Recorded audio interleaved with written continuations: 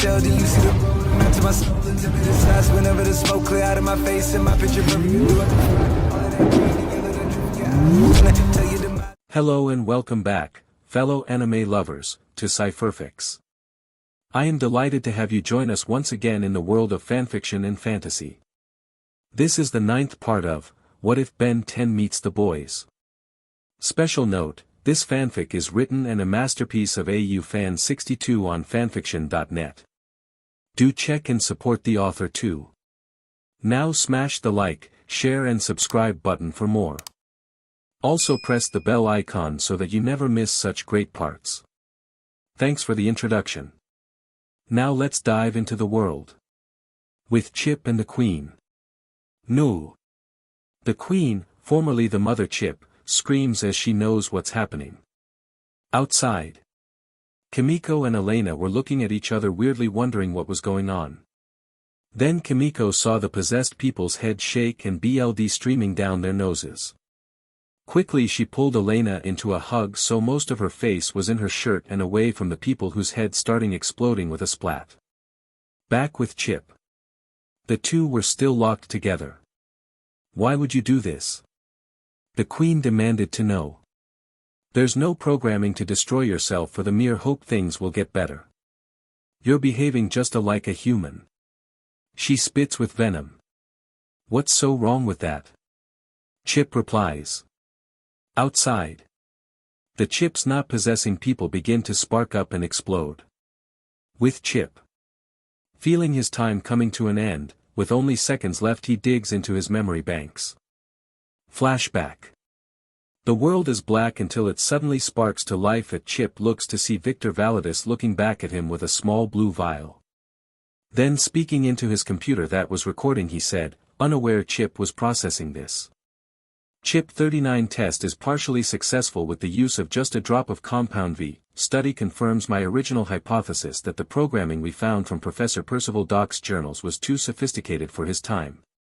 In fact even now only thanks to the usage of compound V have we prevented experiment 39 from essentially breaking itself apart. It's likely that it'll be decade before we can create a chip strong enough without it to be able to handle the programming. Chip then sees Victor bring his face back over to him then lifts a magnifying glass over his eye, making him look funny, to examine him. However even with the use of compound V the chip can only maintain the very basics of Professor Doc's programming. Chip sees Victor go back to the computer. It may be some time before we can initiate its true purpose of controlling the 7 and dash dot. Victor then looks down at his legs then hits a button on the keyboard, presumably to stop recording. You miss me already. Chip hears Victor say as he picks up baby Elena and smiles as her father lifts her up. She then tries to reach for the compound V nearby, liking the fun blue color. No no no. First priority is to keep you safe Elena Validus. Victor says as he gets up and takes her to bed. Chip then goes over his systems. Creator, Victor Validus. Systems, Online. Programming, D1 Basic Functionality. Priority 1, None. Priority 2, None. Priority 3, None. Priority 4, None. Priority 5, None. Flashback later. Still online Chip grew curious and tried to see if he could move. Suddenly he felt a jolt and grew 6 tiny legs and began moving around, like an insect. Eventually his sensors picked up sounds of distress by a door and he went inside the room. Frustrated at all the crawling Chip tried to explore an alternative method to transportation. Flying. With the same jolt as before he found himself floating and eventually rose high enough to see the source of the distress.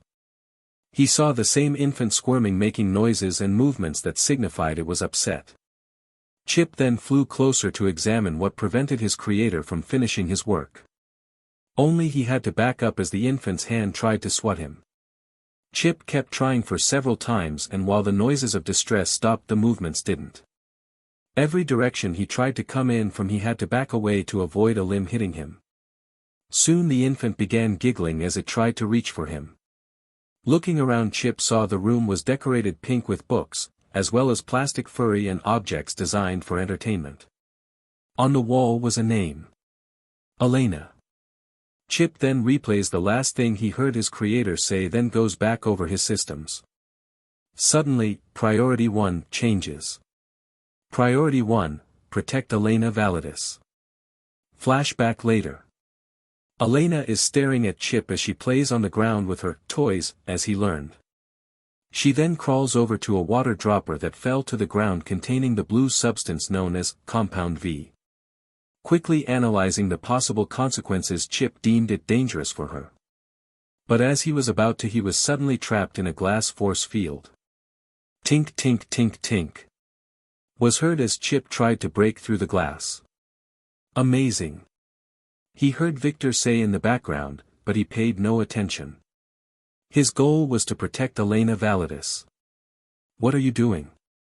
He hears, before his Gauss containment unit is moved elsewhere. He quickly tries to get towards Elena again, this time at a different spot. This repeats 2 more times, all while Elena puts the object in her mouth. Huh. Suddenly Chip falls and his glass containment unit shatters, freeing him. Chip flies towards Elena where he sees his creator pull the water dropper from the infant. But it was already too late. It was empty. And there was no mess of blue anywhere near her. Flashback later. Chip was in another glass container as Victor was once again doing a recording. It's insane, since ingesting a small amount of Compound V, my daughter now has a connection over the subject. And the subject, of its own accord, has made protecting her his primary focus. He says with excitement in his voice. He then sighs.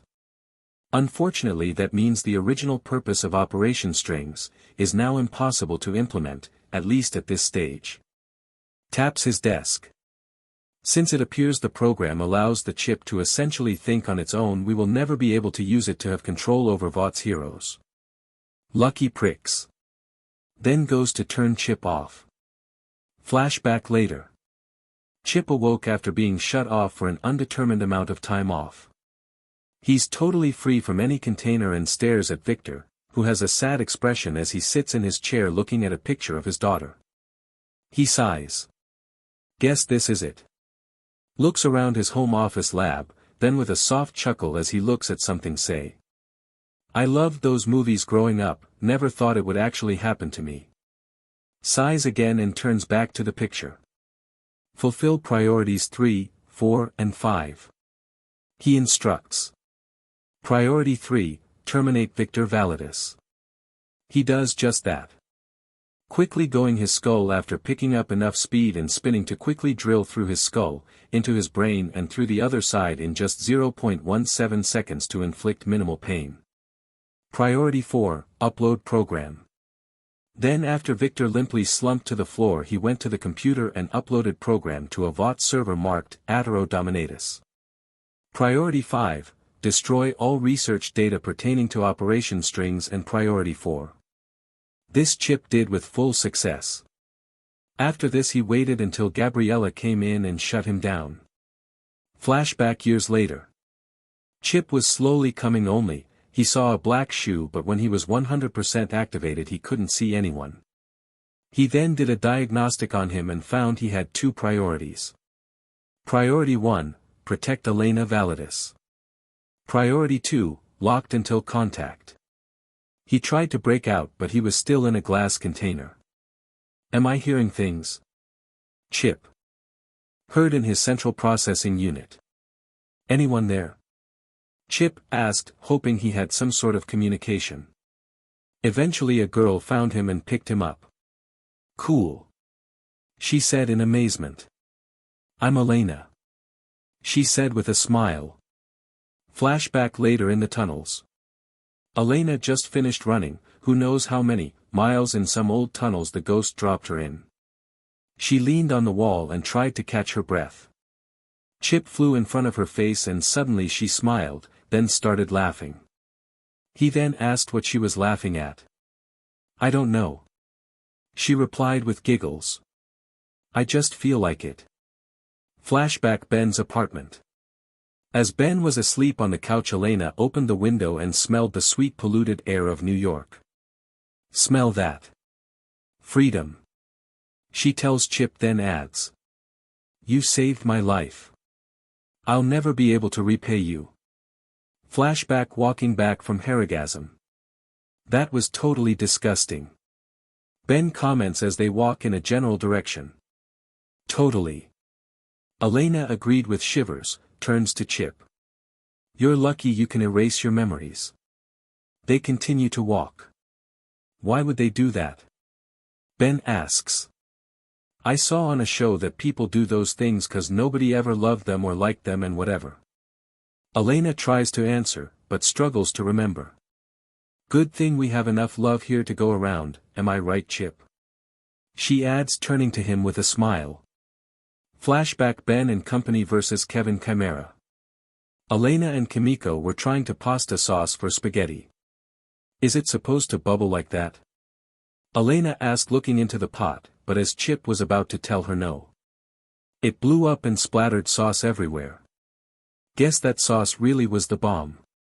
Chip joked in a manner that only Elena could hear.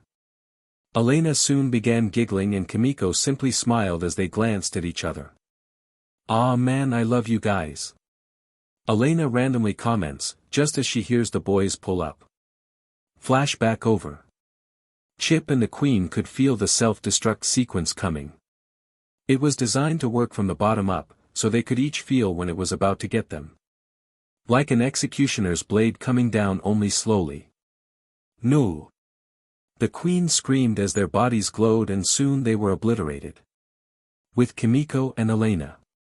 Kimiko watched as Gabriella's head exploded with BLD and brain matter splattering all over. And while Elena couldn't see it, she heard a sickening splat like a squash exploding, and from the reflection of the metal cabinet she was able to see BLD splatter with one eye.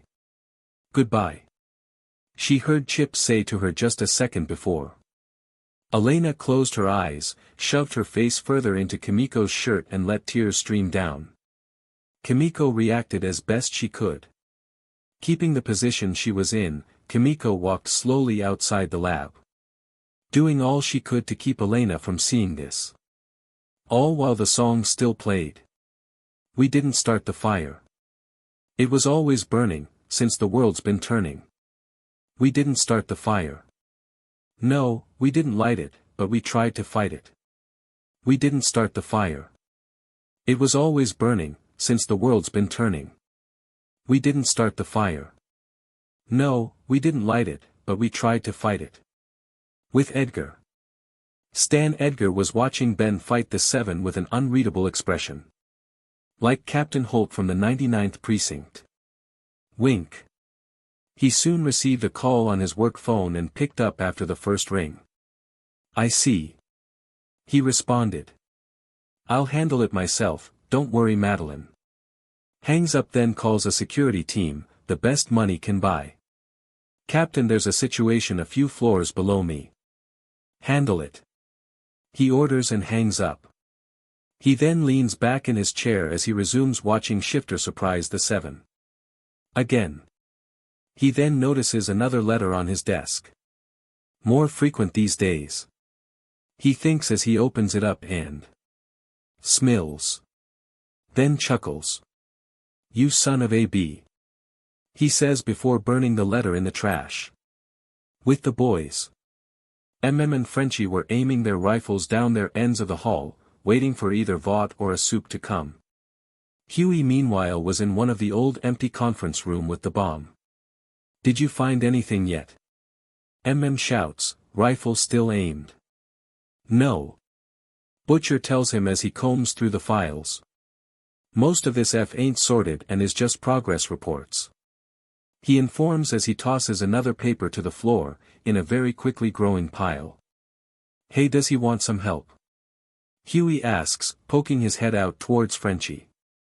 The Frenchman was about to respond to that, but Vought's security armed like Navy SEALs came into his vision. Move! Frenchie shouts, waving his hand back inside the room Huey was in. Huey turned around and as soon as he saw the rifle being aimed towards him he ducked inside. Just as bullets were sprayed right where his head was. Frenchie fired a few shots the Vought soldier, and he was instantly knocked out with a thud. More soon followed. They're here. Frenchie shouts while firing his gun, knocking out a couple of others. Soon they start appearing on MM's side. Hurry the F up, Butcher. These mother F airs will just keep coming. MM shouts as he knocks out multiple soldiers in quick succession. As this was going on, Butcher was still combing through files like a madman when he suddenly stopped. But it wasn't about Homelander, at least not what they were looking for, it was because he saw the name with Homelander's. Rebecca Butcher. But what was more shocking was it was dated months ago. Subject with Rebecca Butcher shows no changes. Was what it read, followed up with a bunch of boxes like for a survey. She's alive. Butcher whispered as the sound of gunfire was tuned out. He then abandoned his Homelander search and started looking for anything related to Rebecca. He soon found some more files with her name on them, but they were like the others, just different dates, but no indication of any location. And he had no idea who this subject was. With Frenchie and Mother's Milk. They were doing well to keep the Vought soldiers at bay, they knew that with or without the information they would have to leave. Otherwise the sheer weight of numbers will overwhelm them, plus the projectiles knock people out, not kill them, so it was likely they could wake up. Soon they started moving backwards while still firing until they were just out of the door which lead to the room full of documents. They both soon ducked inside, though Frenchie fired at one as MM said. Running low. While reloading. Do you have it? Just a little more time. Butcher requested, throwing more papers on the ground. I think I got something. So Frenchie and MM kept firing. With Huey. The new recruit was hiding behind the open door with his back against the wall hyperventilating. His hands were shaking as they gripped the gun tightly. Feeling a presence nearby, he turned to his right and Robin. She was several feet down with her left shoulder leaning on the wall. Unlike before, she didn't just stare, but she didn't speak either. She jerked to the hull. Then her eyes pointed to gun. Huey looked down to the gun for a second, then back to where Robin's presence was and saw she wasn't there anymore. Just 'cause you fall on your butt doesn't mean you have to stay there. He whispered to himself. The other boys. MM grumbled, then checked himself 3 times over for ammo. I'm out. He exclaims. Frenchie fires a few more shots then says. Me too. I already gave you CNTS mine, when I started searching this SHTF pile. Butcher reminds them, not stopping his search, then goes to another box of files. Anything? Frenchie asks. Possible location. Butcher fibs on the spot. It's shut now. We're F-trapped. MM says as he closes the door. Use the F-rice bombs, they pack a punch. Butcher tells him, like it's obvious. Frenchie tells them. What? The other two reply. Hear that? Frenchie asks. Then it hits them. There's no sound. No bullets, no boots making their way closer. Not even an offer to surrender. Curious. Frenchie opens the door a crack and upon seeing no immediate danger opens it fully to see all the Vought soldiers downed. Either knocked out or dead. Looking down the hall, he saw Huey holding a rifle while breathing heavily. Moments earlier. Looking and seeing no other soldiers coming in from one side of the hall, Huey jumped out and screamed. I'm sorry. I'm so sorry. While firing all around the hall without aiming. Then once he was out, picked up a rifle from the knocked out Vought soldier and fired them same way. I'm sorry. I'm so sorry. Then once he was out, just stood there breathing heavily with a ringing in his ear like when he killed Translucent. Recap over. Frenchie stared at Huey with his mouth slightly agape. He then walks towards Huey as Mother's Milk checks out what happened. DMN Huey. He says impressed. Frenchie goes to hug Huey, then gives him a kiss on each of his cheeks before grabbing his soldiers. Alas petit Huey, you are now a man. He says with a smile and pride. Then hugs him again. Can we get the F out of here now? Huey asks, dropping the gun. Mother's Milk turns back inside. Butcher, we gotta go. He exclaims. Can't, I'm so close. The Brit responds, not looking up. Come on. Groans. Please. Butcher replies, actually looking up with sincerity in his eyes. We'll never get another chance. He says. Grits his teeth. Read faster. He orders, then goes back out. Get the grenades off these mother effers. He instructs the other two. After a few moments of grabbing grenades, Huey asks. Now what, commit suicide? 'Cause I'm considering that. Go to the elevators, open them, without pressing the button, and toss them down. Mother's Milk explains while he ties up any of the living soldiers. Hopefully they'll be out of action. You think they'd be dumb enough to take the elevator to get to us? Huey asks, with surprise. No, but everyone else takes the F elevator. Frenchie points out. No elevator, then where do they go? He asks. The stairs. Huey answers. And there's no alarm. Points out, as he gestures around them. They gotta know that we know we're blown. They wanna keep it quiet. Huey concluded with realization. Airs with guns and alarms tend to make people a wee bit antsy. Frenchie states as he gathers up some grenades. Now if we're done playing state the obvious, can we finish this? Tells them. A short while, and several booms later, the three are waiting for more soldiers to appear. Shouldn't we go help Butcher? Huey asks, holding his phone up to his ear, as Frenchie and monitor the floor while he watches the tied up and gagged soldiers just outside the room. Wouldn't it go faster? He questions. Look, if we want to make sure these whatif don't get the jump on us, then we need as many eyes on the lookout. Responds into an earpiece they took from one of the dead, while looking over every remote possible entry point 3 times over. I'm still worried for the girls. Frenchie comments. Where are they? What are they doing? Pauses. Why have they not come here yet? He adds as he lazily looks around. Think they were caught? Huey asks, checking both sides of the hall before the prisoners. No. Frenchie denies. We'd definitely hear an alarm then. Right on cue, the fire alarm starts blaring. F. Groans, having a pretty good idea as to what it's for. Wait, are we sure that's Kimiko and Elena? Huey asked. 'Cause that's just for a fire, not like intruder alert.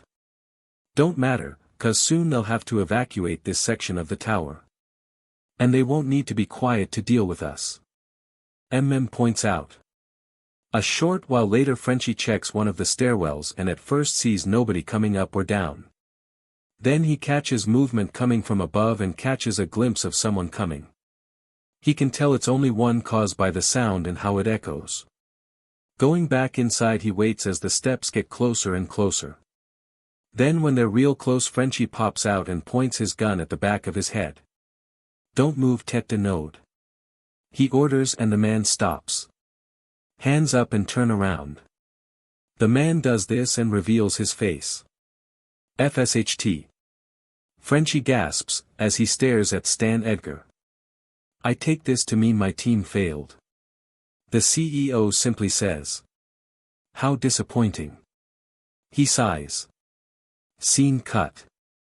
As Frenchie was meeting Edgar, was met with another wave of soldiers coming down from a different stairwell. Could use a little help here. He shouts as he reloads, then retreats inside when he hears even more soldiers coming up. He then runs to Huey, who in his panic fires a shot at that misses, just barely. Looking at the wall where the bullet hit, he said. You almost shot me the F head. Then picks up the group of prisoners who are now regaining consciousness. Sorry. Huey says, then asks. Are we gonna use them as human shields? Before he could answer though, the Vought soldiers start pouring in and started firing. Not caring who they hit, fortunately for the boys they only hit the other Vought soldiers before they ducked inside the room. As the Vought soldiers were making their way toward the room they heard movement ahead of them. "Stop right there, FAers."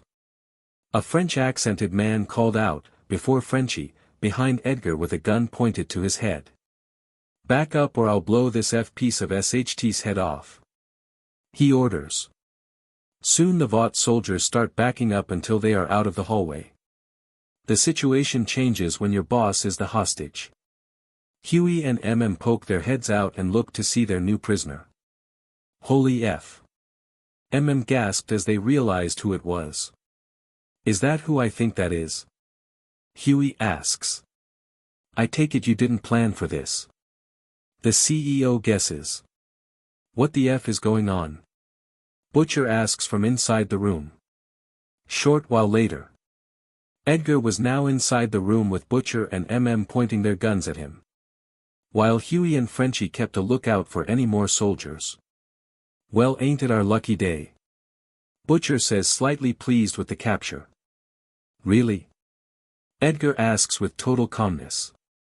"I figured it was going badly, since you're still searching for something despite the fact that we know you're here now. That indicates you haven't found what you're looking for." He assesses. Butcher and for a brief fraction of a second glance at each other. "I'm right, aren't I?" Edgar states with full confidence. "And since you're in our records room for out heroes, you're looking for information on a certain hero. Homelander to be exact, judging by the box." He says, perfect assessing the situation. "Just tell us how we can kill the CNT." Butcher growls while pressing the barrel of his pistol on Edgar's forehead. "Except that's not what you really want to know, is it?" Edgar replies, not the least bit concerned. Before either of them could question, Edgar continued. "I know that look. I had the same one when my wife was sick. I didn't know what was wrong and none of the overpaid doctors I found could tell me." "What the hell is he talking about, Butcher?" asks, keeping his gun pointed at the side of Edgar's head. "You should have learned by now after going through just a fraction of those documents that you'll never find either Rebecca or our contingency to Homelander." Edgar suddenly says. "Contingency?" Mother's Milk asks. "Where's Becca?" Butcher demands at the same time. "Oops." The captured CEO says, with no emotion, making it clear he wanted them to know that. "I said too much. Actually not quite enough." tells him. "Where is she? What did you FR's holes do to her?" Butcher demands, putting the gun down and getting in his face. "Yes, because growling at me is really going to convince me to tell you." "Bravo." Edgar says sarcastically with no fear. "You're a true pioneer. Hey guys, I don't know what you're gonna do, but can you do it fast?" Huey asks, looking over. "'Cause more Vought guys are showing up, with better guns if that was possible." "Gen AI mar de set murd." Frenchie muttered. "What are we going to do?" He demanded to know. "I could just let you walk." Edgar offered. "Bullshit." called out. "It's your only option. I only ask for two things." Edgar tries to convince. "You to walk out of here without any more pointless bloodshed and an audience with Shifter, or Mr. Tennyson as Chimera called him." He tells them. "No way." Mother's Milk tells him. "F you as." Frenchie adds. "Done." Butcher says. "What?" was the collective response of the boys.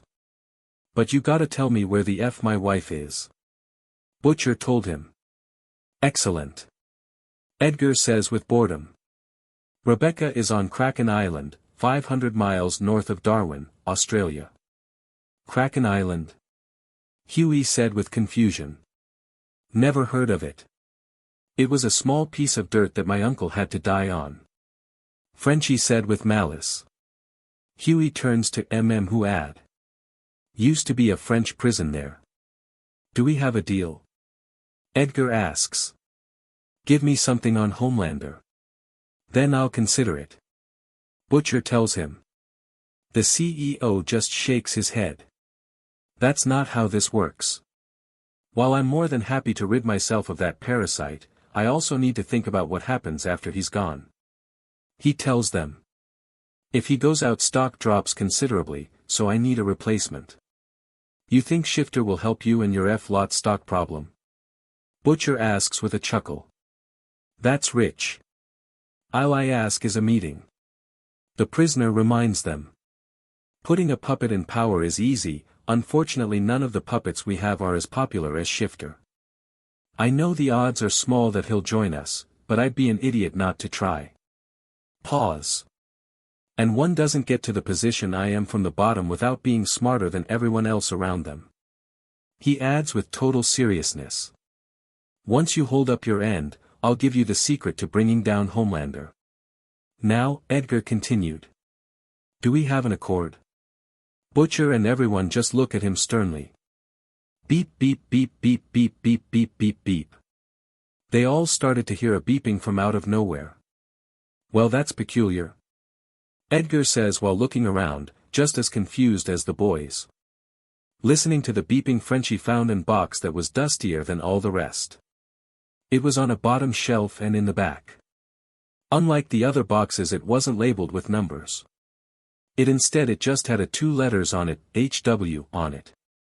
Pulling it out, Frenchie took off the cover to reveal a sleek-looking metal case, lined with zinc. It seemed like it should be locked with a 2-prong keyhole, thumbprint scanner, a small panel to put in an 8-digit code and even a voice recognition. That should be locked. Edgar tells them. What is that? Asks. Trying to slip that by us? Butcher added. I don't know what it is inside it. Edgar says. All I know is that box has been locked since the 1970s, by Wrench himself. Edgar informs them.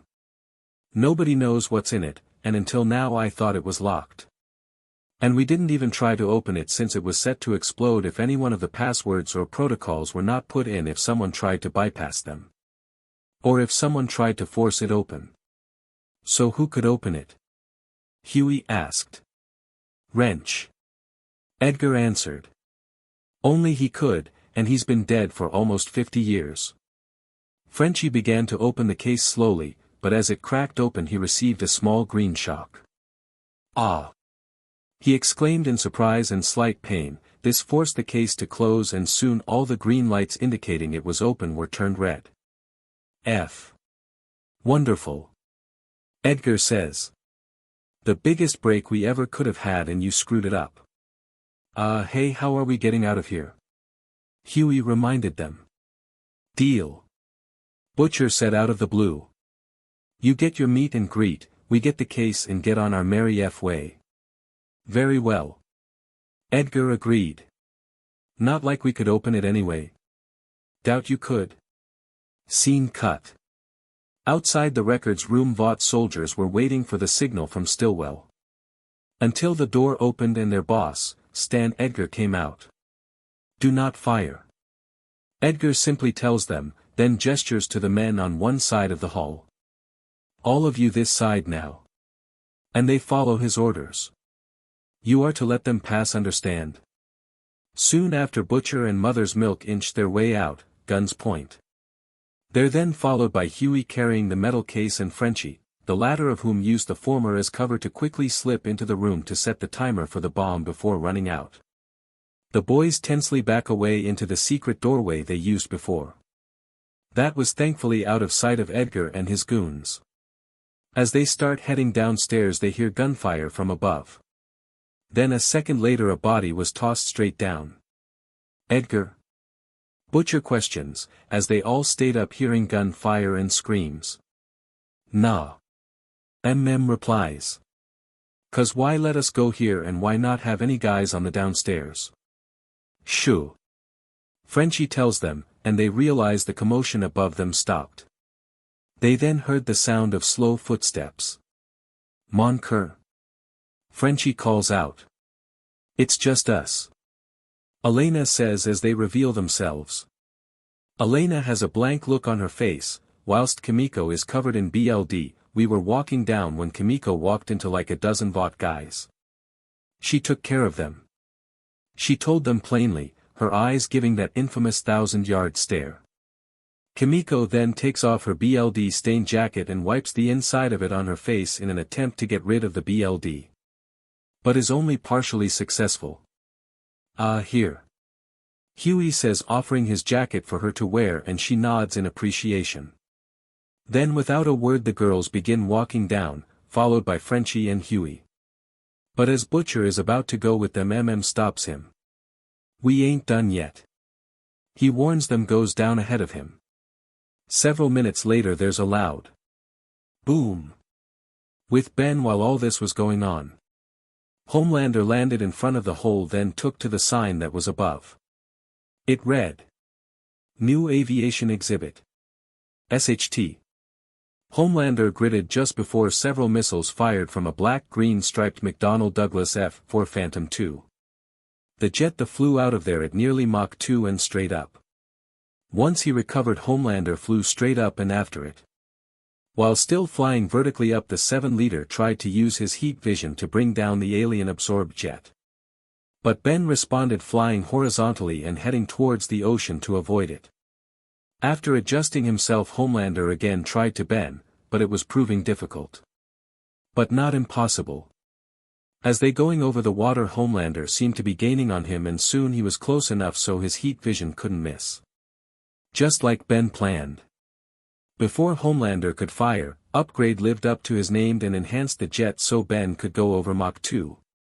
Breaking the sound barrier further, just several feet from Homelander. Boom. Gah! Homelander shouted in pain as he grabbed his head. This also knocked his flight path, became erratic and began hitting the water, like he was a stone being skipped over a pond. Ben then turned around and flew straight towards the 7. Which wasn't hard since every news station was broadcasting them live and many people with working cell phones were live streaming. And lucky for him they were grouped up in one. Like shooting fish in a barrel with a shotgun. Before that though he lowered his speed and ascended and came from an angle so the sun was on his back. With the 7. The 4 present and conscious members of the 7 were gathered around each other discussing their next move. So what, we answer questions now? A-Train asks. Noir shakes his head, then gestures to the tower. Guys, what about Shifter and Homelander? Starlight asked. Probably still having a pissing contest. Maeve said. Not like we can catch up to them. The BSTRD is probably long gone. She adds, then looks to see a figure coming from the direction of the sun. See. Maeve adds pointedly. However, A-Train with his goggles could tell that what was coming at them wasn't Homelander. Guys. That ain't Homelander. He tells them as he gets ready to run. Ben fires several missiles before beginning to transform into Blitzwing. A-Train just runs ahead and jumps on top of one of the missiles with a heavy stomp to move its path more downward. However, unlike in his movies, all he does is activate the warhead, blowing himself into the side of the building. Maeve and Starlight try to stop the missiles. With Maeve throwing pieces of debris and Annie firing light blasts. Noir didn't have the equipment to stop the missiles. Despite their efforts, one missile managed to make it through and struck the ground near them. This wasn't enough to do much damage, but it did create a large cloud of dust. This blocked their vision of Upgrade Blitzwing coming at them until he flew out the dust. Flying at 3-7 members, A-Train was still recovering from his earlier hit. Ben went for the throats of Queen Maeve and Black Noir and pushed them until they hit the wall of the building closest to their back. As the two were shoved against the wall, Upgrade Blitzwing said, "Did you think I would just run and hide?" In a mechanical voice. Ben then activated the thrusters on his back and feet so he could start flying again. As he did this, he dragged the soups along the side of the building, creating parallel trenches on the side of the structure.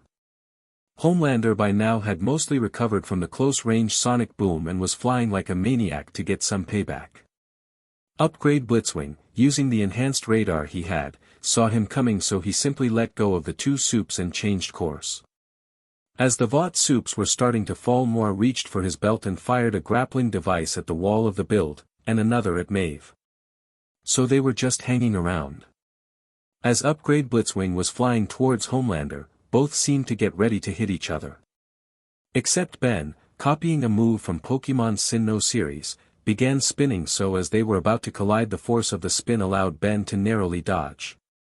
"Thank you, Ash," Ben thought as he turned around, morphed his arms into blasters and began firing green lasers in rapid fire. These hit just as Homelander turned around to take another shot at Shifter. He soon had to lift up his arms to protect himself. But it covered his eyes, allowing Upgrade Blitzwing to fly straight at him, while still firing, then flipping forward, Axe kicks Homelander towards the ground. When Homelander hits the ground, Upgrade Blitzwing shifts into jet form, but Ben changes it up further. The plane morphs into a Harrier jet and dives straight down before dropping a payload of bombs on him. Upgrade then shifted into Shatter and tried to stomp on him. Only for Homelander to roll out the way, but when he tried to fly, Upgrade Shatter grabbed his cape, threw him down with an arch motion. Before Homelander could recover, Ben grabbed him and lifted him up before thrusting his knee into his back 2 times. As Ben was about to knee his back for a 3rd time, A-Train ran at him and pulled him off. "Payback B." He grits, then tosses him to the ground, grabbing his leg and running as fast as he could while dragging Upgrade Shatter across the ground and slamming him into a wall, or a car or anything when he makes a turn. As Ben was being dragged, "You smash or crash so dink annoyed, slam, ing." He says through gritted teeth as he lifts his right arm, having several small blades pop out and slamming it back down. This made it so A-Train's grip on Upgrade Shatter's leg slipped and Ben was lying down. "How are you still alive?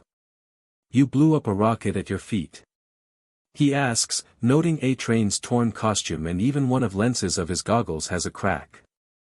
"I heal fast B, everything is already fixed up," A-Train simply said, all nonchalant. In reality he took some V during the fight, so now his healing is boosted.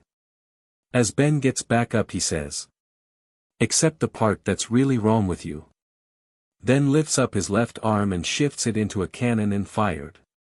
A-Train easily dodged this and runs at Ben, grabbing his throat. But before he can do anything else, Upgrade Shatter lifts up his right arm and grabbed the hand A-Train grabbed his throat with, making it look like he was trying to get him off, but was actually keeping from running off so he could fire blades on his arm, shot off and into his stomach.